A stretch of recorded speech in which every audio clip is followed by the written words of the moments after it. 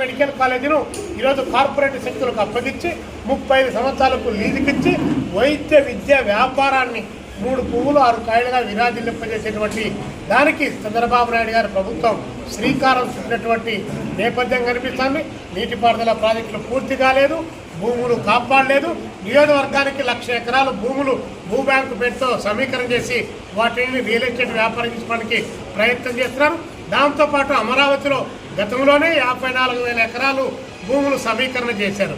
ఇప్పుడు మళ్ళీ అది సరిపోదని చెప్పేసి మరొక 50,000 ఎకరాలు భూములు అంటే దాదాపు 1,00,000 ఎకరాలు భూములు పెట్టి ఆ భూముల ద్వారా ఆయన రైల్వే స్టేషన్లు అదేవిధంగా 40 కిలోమీటర్ల దూరంలో ఉన్నటువంటి గన్నవరం ఎయిర్పోర్టును దాన్ని అధునాతనంగా తీర్చిదిద్దడానికి లేదు, కానీ మళ్ళీ ఇంకొక ఎయిర్పోర్ట్ కడతారట. ఈ ఎయిర్పోర్ట్కే దిక్కు లేదు. మళ్ళీ మదనపల్లిలో ఉన్నటువంటి ఆర్తిలీస్లో చిన్న ఎయిర్పోర్ట్ కడతారంట. అక్కడుంటి ఆయన రామ్దేవ్ వస్తారంట. ఆ కొండను కూడా ప్రైవేట్ వ్యక్తులకు అప్పగించడానికి ఆయన ప్రయత్నం చేస్తున్నాడు.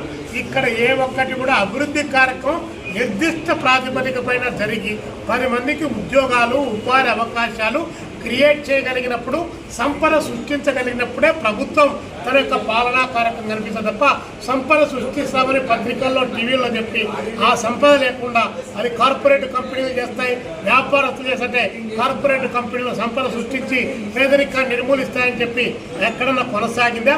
వాళ్లకు భూములు ఇస్తేనో లేదా రాయితీలు పెద్ద ఎత్తున కల్పించానో ప్రజలకు చెందాల్సినటువంటి ఖనిజ సంపదలు సహజ వనరులు వాళ్ళకు కట్టబెడితే దాన్ని దోపిడీ చేసేటువంటి స్థలంలో రూపాయో 2 రూపాయలు ఇదిల్చి అంటే ఎంగిలి మెతుకులు ప్రజలకు ఇదిల్చి అందులో వచ్చేటువంటి కోటాను కోట్లు దోచుకోవడానికి కావాల్సినటువంటి లైసెన్సులు చంద్రబాబు నాయుడు కూటమి ప్రభుత్వం మంజూరు చేస్తున్నటువంటి తరుణంలో రానున్న రోజుల్లో భారత కమ్యూనిస్ట్ పార్టీ సిపిఐ, దాని అనుబంధ ప్రజా సంఘాలు, కార్మికులు, కర్షకులు, విద్యార్థులు, యువజనులు, మహిళలు అన్ని వర్గాల వారు ఏకమై ఈ ప్రభుత్వాలు అవలంబించినటువంటి ప్రజా వ్యతిరేక విధానాలపైన పోరాటాలు చేయడం ద్వారా కమ్యూనిస్ట్ పార్టీ తన శక్తిని కూడగట్టుకొని రానున్న రోజుల్లో రాష్ట్రంలో ఒక ప్రత్యామ్నాయ రాజకీయ విధానం వైపున అడుగులు వేయడానికి కావాల్సినటువంటి ఒక ప్రయత్నం మా వైపు నుండి కొనసాగుతుంది.